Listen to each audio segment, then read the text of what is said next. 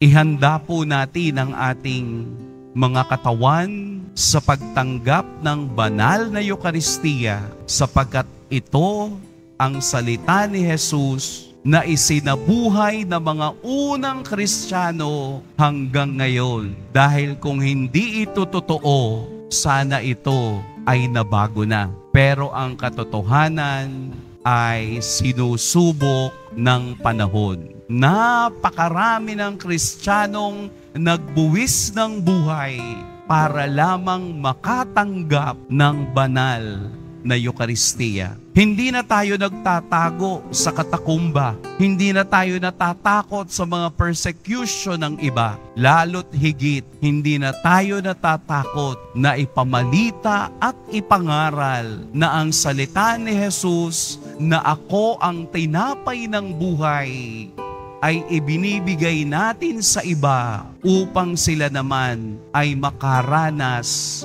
ng tunay na himala, tunay na biyaya at tunay na awa ng Diyos.